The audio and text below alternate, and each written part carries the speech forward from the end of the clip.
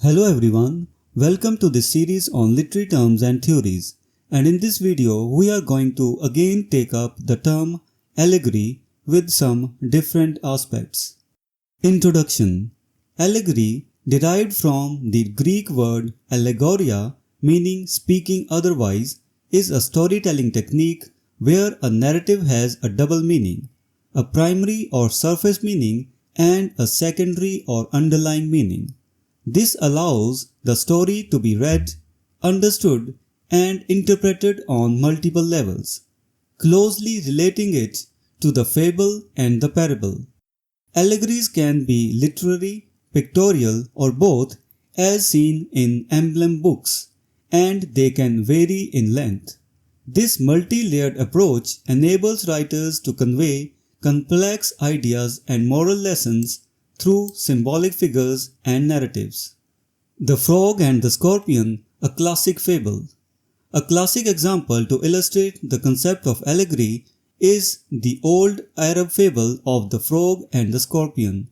In this story, a frog and a scorpion meet on the bank of the Nile, both wishing to cross the river. The frog offers to ferry the scorpion on his back if the scorpion promises not to sting him.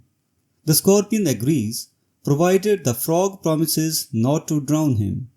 Despite their mutual promises, the scorpion stings the frog mid-river, leading to their mutual demise. By substituting the frog with Mr. Goodwill or Mr. Prudence and the scorpion with Mr. Treachery or Mr. Two-Face, the fable transforms into an allegory about trust and betrayal. Alternatively, by changing the frog to a father and scorpion to a son, with the son saying, "We are both sons of God, aren't we?" the story becomes a parable about the darker aspects of human nature and familial betrayal.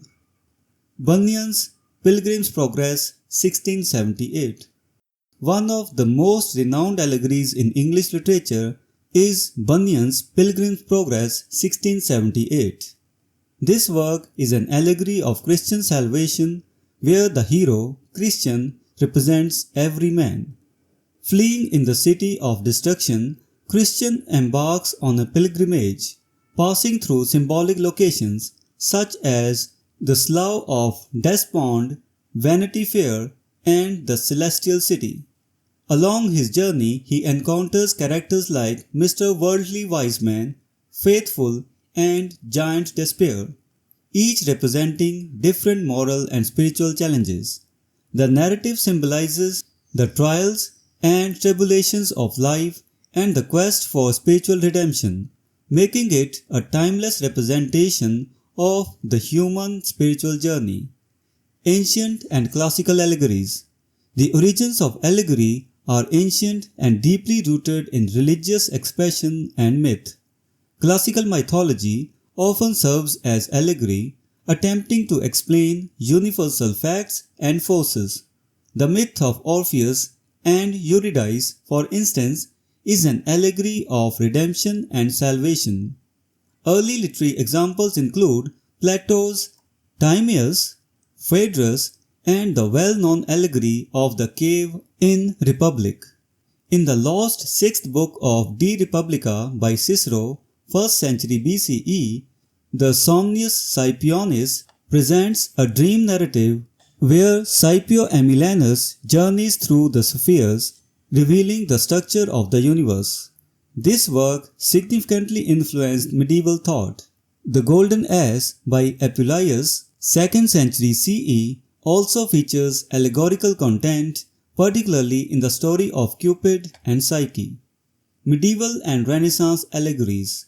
Medieval and Renaissance literature is rich with allegory, reflecting the era's complex spiritual and moral concerns. Key works include Prudentius's Psychomachia 5th century CE, which elaborates on the internal battle between virtues and vices for the soul's possession. Bernardus Silvestris's De Mundi Universitate 12th century and Alan of Lilly's Anti-Claudianus 12th century further developed allegorical themes. The Roma de la Rose 13th century by Guillaume de Loris and Jean de Meung, Dante's Divine Comedy 14th century, Langland's Pious Plowman 14th century, and Spenser's Faerie Queene 1589 to 1596 are seminal allegorical works that explore the spiritual and moral dimensions of human life. Scriptural allegory. Allegory is prevalent in both the Old and New Testaments of the Bible, where events in the Old Testament are seen as types or figures of New Testament events.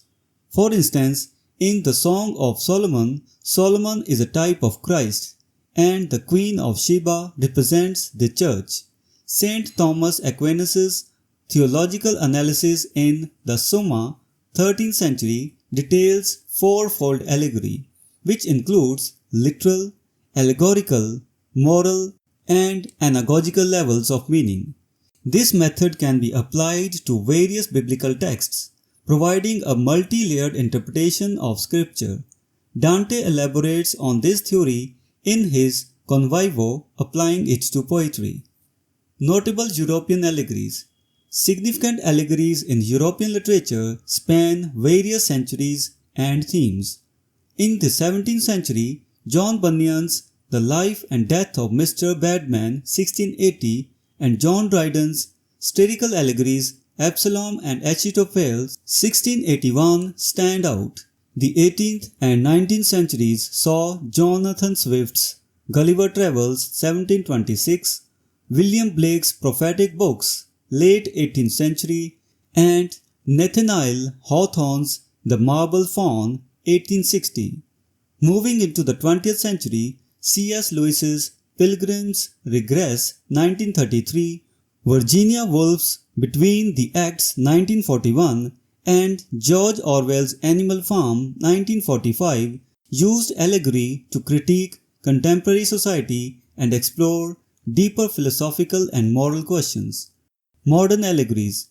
In modern literature, allegory continues to be a powerful tool for exploring human and societal issues. Robert Coover's The Universal Baseball Association Incorporated, J. Henry Waugh Prop, 1968, uses baseball as a metaphor to satirize religious attitudes in America.